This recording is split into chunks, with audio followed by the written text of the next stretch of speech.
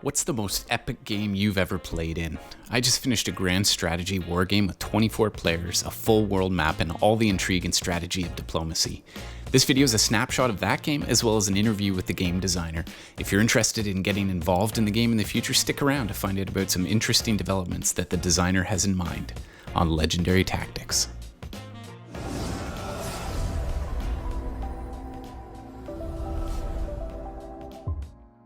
As you can imagine, a game of this scale is an ambitious and daunting undertaking, but that didn't stop the Hills Have Aviators from creating one of the most high-reaching variants in the Diplomacy universe. I was fortunate to be involved in the game. This is the Alpha 2 game. I was playing as Japan. And for a game that's still in development, this completely blew my mind. Just take a look at this map. Whereas diplomacy is based around the powers all being relatively equal in size from the outset, the underlying basis of this game is that all countries are not made equal, from the Zulu Kingdom with only 5 centers, all the way up to Great Britain with 23 starting supply centers. As a result, the win conditions for each nation also vary drastically. To talk about the map, let's go now to hear what the designer of the game has to say about how this came to be. All right, I'm here with the Hills Have Aviators. He's the developer and creator of the World Diplomacy variant that he designed in 2016. It's a really ambitious diplomacy variant. There's 24 nations in a completely massive map. So I'm curious, why did you build this map and what were your initial goals when you started drafting it? So it's sort of a long story, but basically it came about during my high school days. We had a military history teacher who loved the game and used it as a teaching tool during his classes, and it basically got me and like a small inner circle of friends just hooked on the game. And we played it during like a board game club. We would play it weekly, and it got to the point where we started looking online for, you know, what kind of things can you do with this concept, because it's a very simple, like, I like to refer to diplomacy as it's so simple it's complicated. And you could use a lot with that simple concept, with, you know, what few units, what few strategies there are. So we looked up a few variants, and one of them, the Imperial Diplomacy variant, it's like worldwide. It's got like 12 nations, a few colonial powers. It's got the US Civil War, but it's pretty simple. One of us was like, hey, why don't we like use Google Drive to just make a game, like play online. And so we would do that. But for some reason, I guess we just weren't necessarily satisfied by it. I looked at the Imperial Diplomacy map, which was a great inspiration for world diplomacy. And I thought to myself, like, what is necessarily missing from this? What is preventing this from making it feel like almost like a grand strategy game, something that takes like worldwide? And I guess I just got kind of obsessive. Like, you know, when you have creative, you know, inspirations, it makes you kind of want to stay up until 3 in the morning, you know, hammering that away. And kind of that's what I did for like a few nights in a row before, you know, I had something that looked like almost a mid-19th century just politics simulator in a way. In just a couple of nights? Wow. That's understating. I want to say that making the map, first of all, I just used Microsoft Paint, but on a massive scale, making the map probably took between 10 and 20 hours. That's not bad. Wow. Yeah. In its earliest state. And I was super happy with this because this was everything that like was in my mind now on paper. But with a variant that scale, I didn't necessarily just think that it could apply to Diplomacy's rules. Because in order to win a game of Diplomacy, you need a majority of the supply centers. And the initial map, when I first developed it, had over 250. So I didn't necessarily see that as realistic. Which is why I added like all of the win conditions and all of the other, variables that go into world diplomacy. I plunged into this game not knowing quite what to expect, and what I found was a really eclectic community with all kinds of interesting people. Right off the hop, China offered me 2 major parts of my win conditions on the mainland, and that unfortunately cemented Russia's fate right away. In exchange for my loyalty with China, I got boots on the mainland without any battles. This set China and I up as a strong alliance right from the outset. What we didn't count on was Germany, France, and Great Britain grouping together and beating us to the finish line. The Hills will explain how the win cons work in this game. That was fantastic, actually. That was one of the biggest changes I saw in the game, was coming in and seeing the win. I played as Japan in the game, and it was really cool that everybody had different amounts of supply centers, different win conditions, and I wonder too if you could tell us what does it take to win this game? So, currently as it stands, the game is, I want to emphasize that the game is in alpha, and pretty early at that, because we're just getting around to getting people to play the game again. We've had 2 games this year, and we want to be able to play a lot more. Like, we're not planning on stopping necessarily anytime soon. So this is as it is early in the game. In order to win world diplomacy, you need 3 things. You need your capital supply center, which is like, Britain has London, France has Paris, etc. You need a minimum number of supply centers, anywhere between 20 and 50. And you need to fulfill your list of victory conditions, anywhere between just getting like an overseas colony, or getting a number of supply centers on a certain continent, or kicking out a number of colonial powers out of Africa, for example. And every country roughly has unique win cons. You need those 3 things: your capital, your supply center, and your win cons. If you achieve all of that, then by the definitions of world diplomacy, you've won. And it gets super intense, particularly because since it is such a worldwide map, like it's such a large scale map, there can be multiple winners. You can have someone in Europe, like Austria-Hungary, win at the same time as someone in East Asia, like Polynesia, win. And that's a very deliberate decision on my part. I think that makes the game better, actually. I mean, I struggle with original diplomacy, the idea that there's so few board solos and solo wins that, you question what's the point in playing after right. You can tell that someone else is going to clinch it, right? And I think that's where your game, having multiple winners, because with 24 players in there, I mean, to narrow it down to 1 winner would be ridiculous. So I think that was a really great choice. I want to emphasize that there's also a leaderboard as well, even between winners. There's a number of characteristics that go into it, which leads people to come to actually different conclusions about if they really won. If you've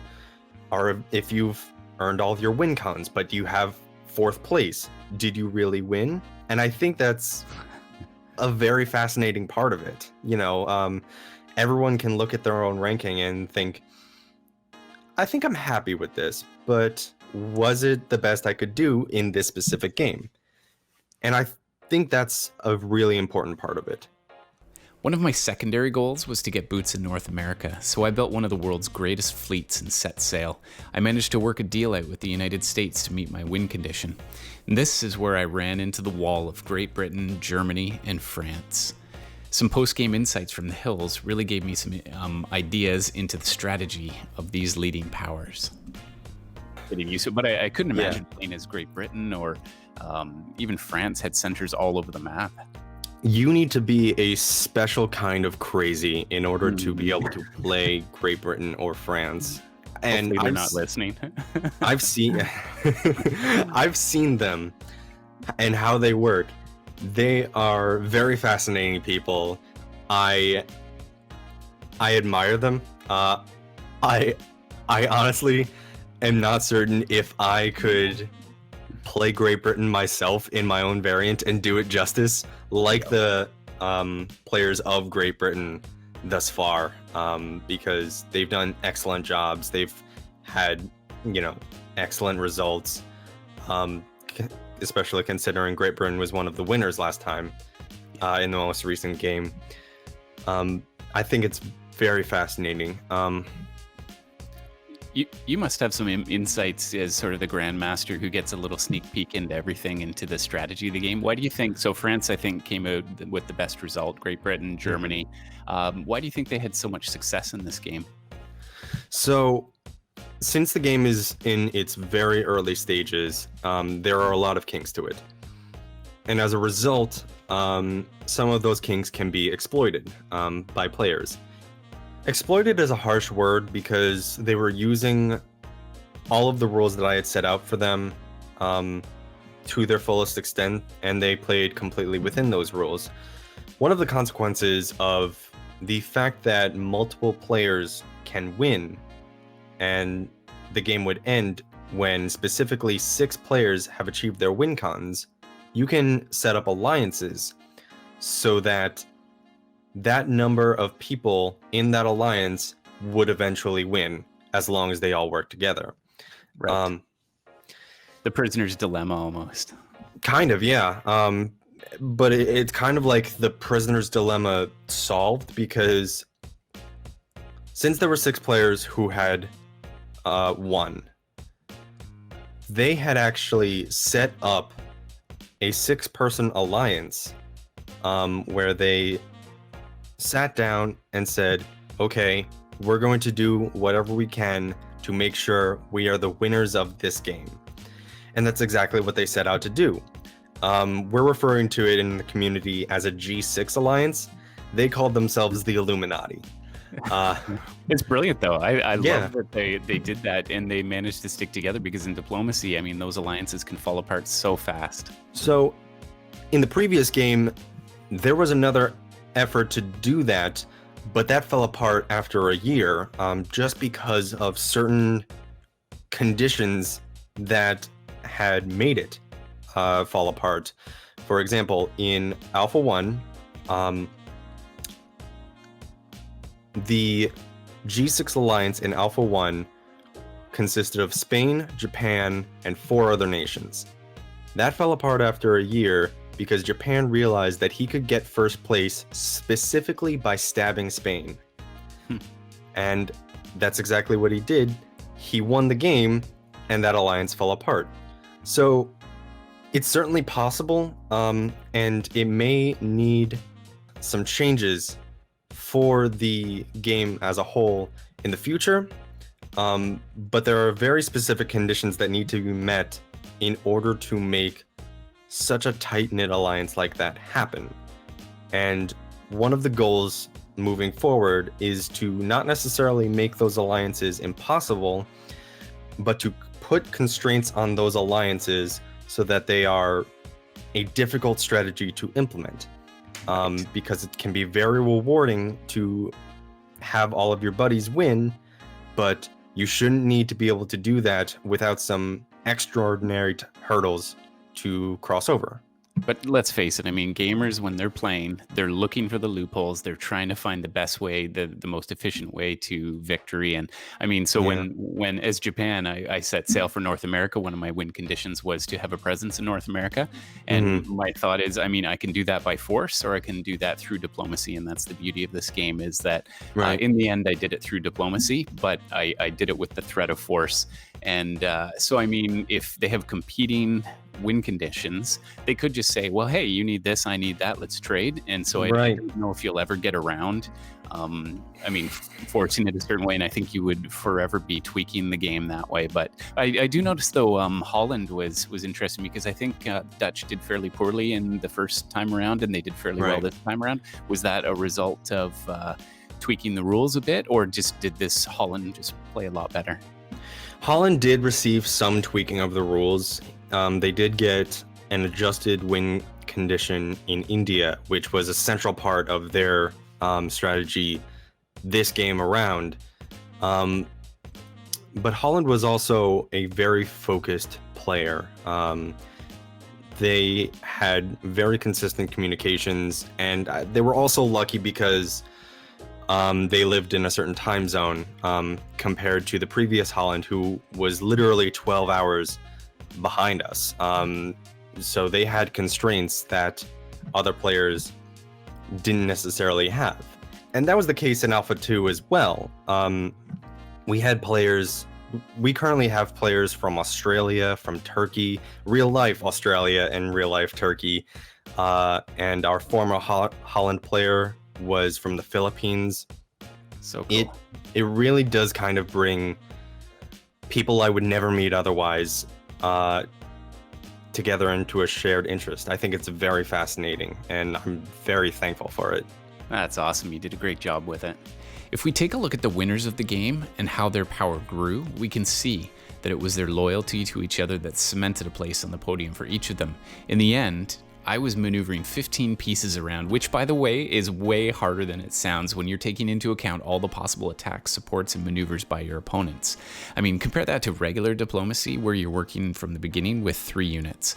And by game's end, I mean, at most, you're going to have 18 units. So, and compare this in the game with France and having 40 units by game's end. I can't even comprehend how France managed to organize them all.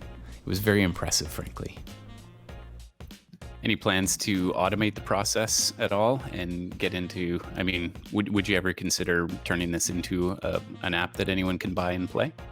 I have thought about it. I'm not necessarily there yet, but I think I've looked at Realpolitik, and I've looked at a couple automated softwares that you can download to adjudicate things more smoothly. I'm certainly thinking about that.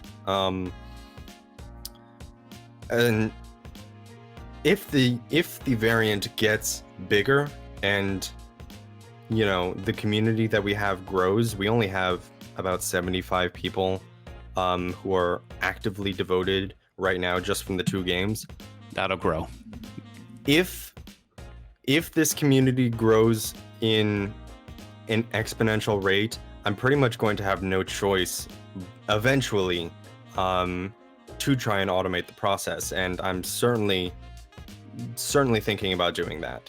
I wonder if Tabletop Simulator might be a place you could design. You could import your map and have the pieces on there, and not sure if the scale might be too large for it, but because I have seen Tabletop Simulator work with diplomacy, just classic diplomacy. I'm certainly interested in it. Tabletop Simulator seems to be a great tool, not just for games, but game making, period. Yes, definitely. So it's certainly something to look into. From top to bottom, this game was engaging, entertaining, and a real brain burner. It was easy to jump in since it used the basic mechanics from diplomacy, but it was also a fresh take on the game. This is the Alpha 2 stage of the game, but the Hills is already working on developing the Alpha 3 playtest. Here's what's in store for the game.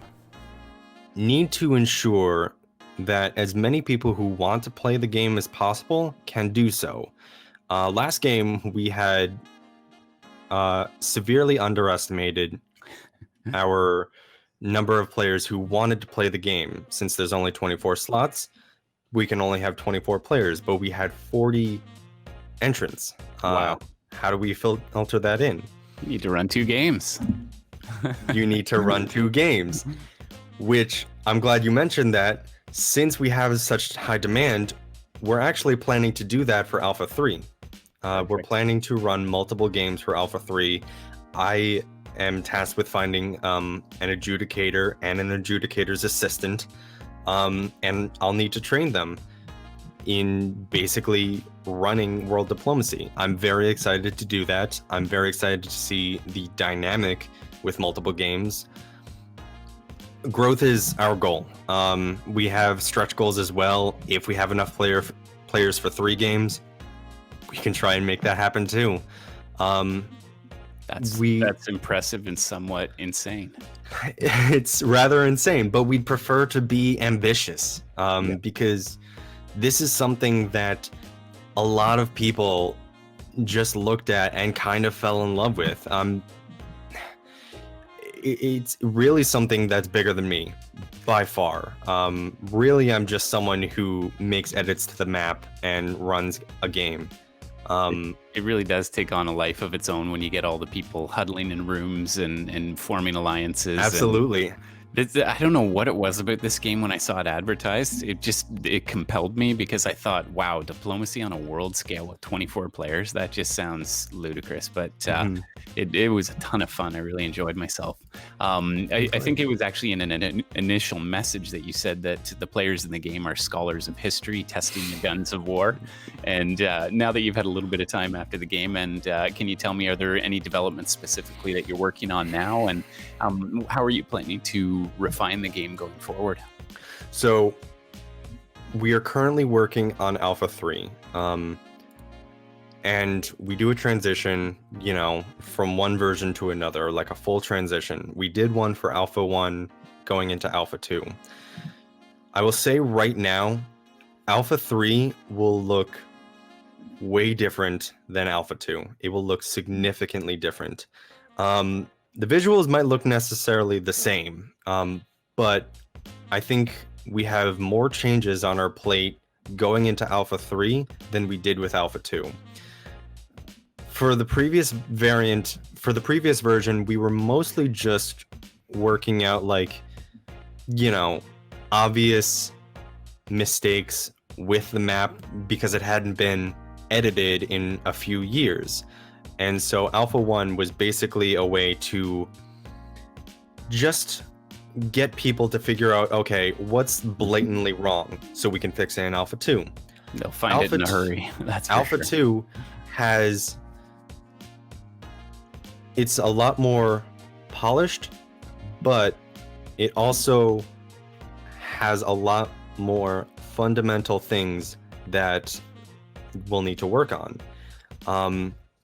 I will say, without specifications, one of the countries in Alpha 2 will not make it to Alpha 3. Right. You must have, I won't say here which one it is, but it will get replaced with an entirely new country. And I think that's going to be something that's going to be very sought after in Alpha 3. Really? Okay. Just thinking from the perspective of these people, the changes are very exciting. We're very excited for them. They may be more fundamental than they ever have been. And we're very excited for that. It's going to look almost like an entirely new variant. Ooh, I like the intrigue. To stay posted. Did you have a favorite moment in this game? The first player to die in Alpha 2 was the Confederate States.